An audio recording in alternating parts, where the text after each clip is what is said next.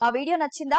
వెంటనే like and comment చేయండి. ఇంకా మా Andhra Vilas movie news channel కు సబ్స్క్రైబ్ చేసి నూతన వీడియోల కోసం బెల్ ఐకాన్ ను క్లిక్ చేయండి. కార్తీక దీపం 2 నేటి ఎపిసోడ్లో కార్తీక్ జ్యోత్స్నల మధ్య వాదోపవాదాలు పగలు హైలైట్ అయ్యాయి. మరోవైపు శ్రీధర్ కాశీపై ఆగ్రహం వ్యక్తం చేయగా కార్తీక్ తన తండ్రిని మార్చే ప్రయత్నంలో ఉన్నాడని కాంచనతో చెప్పాడు. తండ్రి ఒట్టేసినా కార్తీక్ నిజం దాచాడు. కార్తీక దీపం 2 టుడే అక్టోబర్ 3వ తేదీ ఎపిసోడ్లో నువ్వు నేను ఒకటి కాదు మరదలా సారీ పెద్ద మేడంగారు, మీరు ఓనర్లుమేం వర్కర్లమని జ్యోత్స్నతో కార్తీక్ అంటాడు. నువ్వు దాసుమామయ్య కూతురివి, నీ ఫ్యామిలీ వేరునా? ఫ్యామిలీ వేరని లోపల అనుకుంటాడు కార్తీక్. నేను కూతురు కొడుకును, నువ్వు కొడుకు కూతురివి, రెండు వేరు కదా. ఇంట్లో నామీద పగ సాధించేది నువ్వే కదా అని కార్తీక్ అంటాడు. నా పగ నీమీద కాదు దీపమీద అని జ్యో అంటుంది. పగలు మానేసి కంపెనీని నష్టాల్లోనుంచి బయటకు రప్పించమని కార్తీక్ అంటాడు. మైండ్ గేమ్లు ఏంటో తెలియకుండానే శౌర్యను అడ్డుపెట్టుకుని మమ్మీని దీపను అడ్డుపెట్టుకుని డాడీని మార్చాలని చూస్తున్నావు కదా బావా అని జ్యోత్స్న అంటుంది. ఈ తెలివితేటలు వాడేకదా అత్తయ్య మామయ్యను విడదీశావని కార్తీక్ అనగానే జ్యో షాక్ అవుతుంది. వేలంపాటలో మీరు విజయం సాధించాలని తాత పరువు కాపాడాలని మనస్ఫూర్తిగా కోరుకుంటున్నానని కార్తీక్ చెప్పి వెళ్ళిపోతాడు. రాత్రి ఇంట్లో భోజనం చేస్తూ మీ అన్నయ్య ఆత్మాభిమానం గురించి నీకు తెలుసు కదా. కన్న తండ్రి దగ్గర ఆత్మాభిమానం కోసం ₹1 తీసుకుని కొడుకు బహుశా నాకే ఉన్నాడేమో అని స్వప్నతో శ్రీధర్ అంటాడు. అప్పుడే కాశీ కుర్చీల్లోనుంచి లేస్తాడు. శ్రీధర్ ఒక్కసారిగా కూర్చోమని గట్టిగా అరుస్తాడు. నీ ప్రాబ్లం ఏంటి? ఎవరినీ ఏమడగలేవు, ప్రశాంతంగా పడుకోలేవు.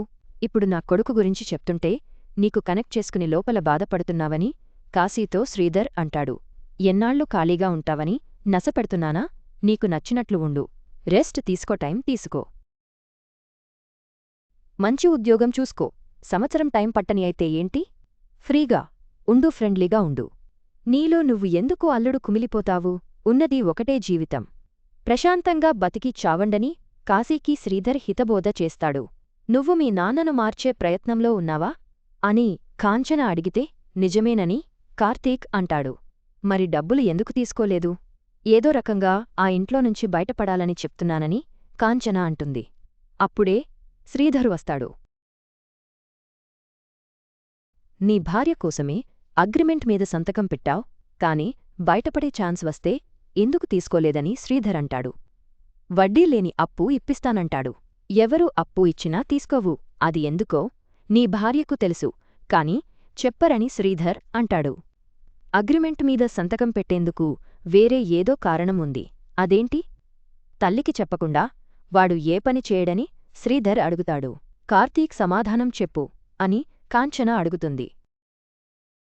ఇదే ప్రశ్న చాలాసార్లు అడిగా, కాని మాట దాటేశావని అంటుంది. ఎందుకు డ్రైవర్గా పనిచేస్తున్నాడో కార్తీక్ చెప్పాలని శ్రీధర్ గట్టిగానే అడుగుతాడు. కార్తీక్ను తీసుకుని బయటకు వెళ్ళి మళ్ళీ అడుగుతాడు శ్రీధర్. మిమ్మల్ని వదిలేసి చాలా పెద్ద తప్పు చేశానని ఎమోషనల్ అవుతాడు. నా స్థానంలో నువ్వుంటే నీ కొడుకు డ్రైవర్గా పనిచేస్తుంటే ఆనందంగా ఉండగలవా అని ప్రశ్నిస్తాడు శ్రీధర్.